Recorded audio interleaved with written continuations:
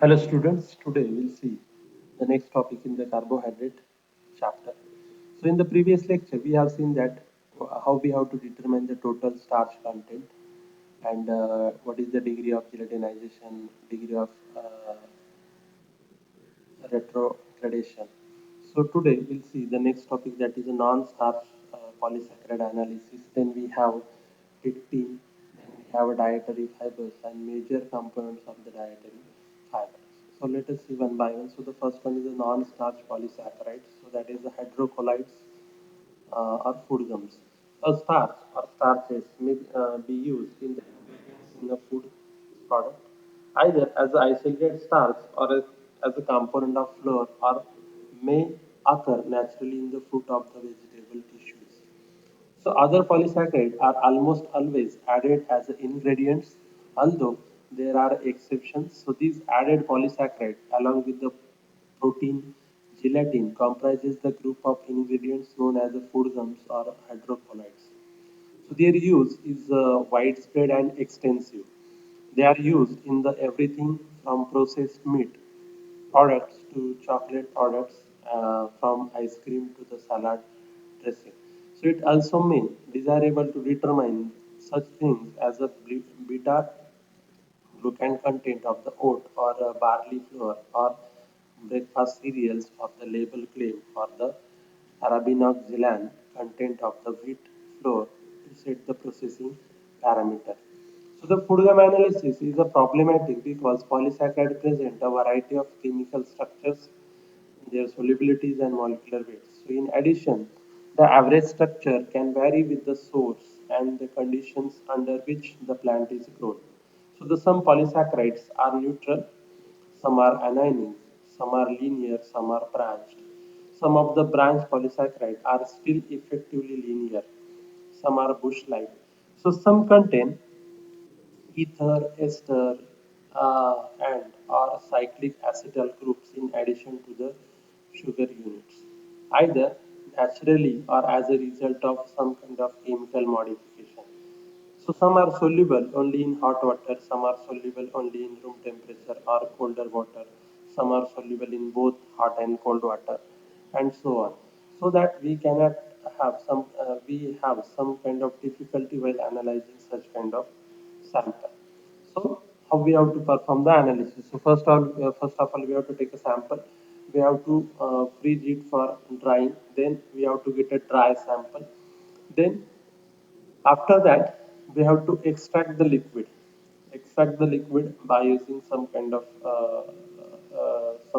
solvent. Then we will get the fat-free sample, aqueous extract, aqueous ethanol extract. Then we have to digest the given extract with the proteases. Then we have to get a protein-free sample. After that, we have to add sodium chloride and ethanol, and then we have to centrifuge the given sample. Then we have to get a polysaccharide precipitate. From this, we have to remove the starch by the digestion. So whatever the precipitate which you have been getting, we have to remove that particular starch or starch from the precipitate by digestion. Then the given solution or given sample becomes starch free. Then we have to centrifuge the given sample. After centrifuge, we have to get a residue and filtrate. So the residue contains insoluble fibers, and filtrate contains soluble fiber plus starch hydrolysis product. So into that filtrate, we have to add sodium chloride and ethanol, and again we have to centrifuge it. So we can get a polysaccharide precipitate again. So we have to dissolve, dialyze and freeze dry. Then we have to get a dry polysaccharide extract again. And by using this dry polysaccharide extract, we have to analyze the components, or we can have quantitatively analyze the given non-starch polysaccharide by using GC and HPLC, where in case of GC analysis, we will have to derivatize the given sample by suitable derivatizing agent and perform the analysis. Then Next to this, we have the next topic, that is the pectin. So what do you mean by pectin? So even though pectin is very important food polysaccharide, no official method for the determination of pectin has been established. So what may call pectin? So it is the in the native fruit or vegetable is a complex mixture of polysaccharide whose structures depend on the source, including the stages of the development, that is the degree of ripeness of the particular fruit or vegetable. So generally, much of these native materials can be described as main chain of alpha D galactopyranosyl uranic acid units, some of which are in the methyl ester form, so interrupted by the L-rhamnopyranosyl units. So many of the rhamnopyranosyl units have arabinian, galactan or arbinogalactan chains attached to them. So other sugars such as the D-apiose also present in that. So in the manufacture of commercial pectin, much of the neutral sugar is much of the neutral sugar part is to be removed. So the commercial pectin is therefore primarily the poly alpha D galactouronic acid methyl esters. So this is the with the various degrees of esterification and the sometimes amidation. So the enzyme action during the development or ripening or during the processing can partially de-esterify and or depolymerize into native pectin. So these enzyme catalyst reactions are important determinants of the stability of the fruit juices, tomato sauce, tomato paste, apple butter, etc., in which some of the texture body is supplied by the pectin and its interaction with the calcium ion. So it is probable that the fact that pectin is not a single substance, so has a preclude development of the methods for its determination. Then how we have to determine the pectin content? So the pectin content is a constant in galactouronic acid as a principal component, often around at least 80%.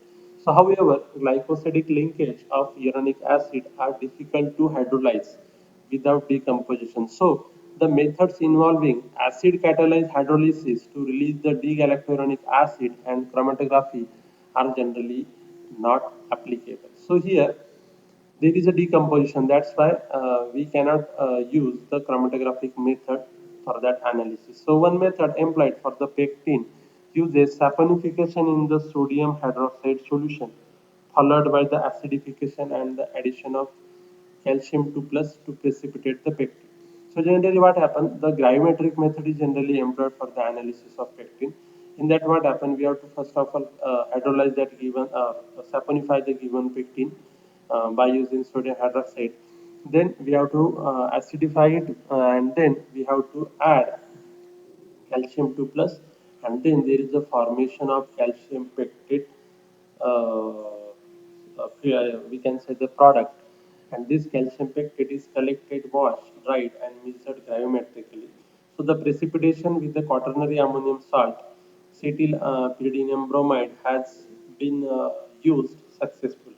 So because of this dominance of D-galactouronic acids in its structure, pectins are often determined using the carbazole or meta-hydroxy diphenyl methods. So the isolation of crude pectin usually precedes the analysis. Then next one is the degree of esterification of the pectin. So the degree of esterification is the important parameter in both natural product and added pectins. So degree of esterification may be measured directly by the titration before and after the saponification. So first, the isolated pectin is washed with the acidified alcohol to convert the hydroxylate groups into the free carboxylic acid group and then washed free of excess acid. Then a dispersion of pectinic acid in water is titrated with the dilute base, such as the standardized sodium hydroxide solution, to determine the percentage of the non-esterified carboxyl ester groups. So the excess base is added to saponify the methyl ester group. So the back titration with the standard acid to determine the excess base following the Saponification gives the degree of esterification. Also, the degree of esterification can be determined by measuring the methanol released by the saponification via GC and by the nuclear magnetic resonance. So these are the different techniques. By using this, we have to find out degree of esterification. Then next one is the dietary fiber. So although there is a ongoing discussion about the constituents dietary fibers within both domestic and international organization, dietary fiber is essentially the sum of non-digestible components of the foodstuff or the food product. So the most, but not all, dietary fiber is a plant cell wall material, that is the cellulose, hemicellulose, lignin, and thus is composed primarily of polysaccharide molecules. So because only the amylose and amylopectin molecules in the cooked starch are digestible, all other polysaccharides are also components of the dietary fiber. So some are components of insoluble fiber, some make up the soluble fiber. Other polysaccharides, including many but not all hemicellulose, are entrapped into the lignocellulosic matrix. So there is a lignin and cellulose matrix is there. So that is the lignocellulosic matrix is there. And much of the native pectin and the majority of hydrocolloids, food gums, are classified as a soluble dietary fiber. So the determination of beta glucan content of the product made with the oat or barley flours is an example of dietary fiber. Then, what are the major components of the dietary fiber?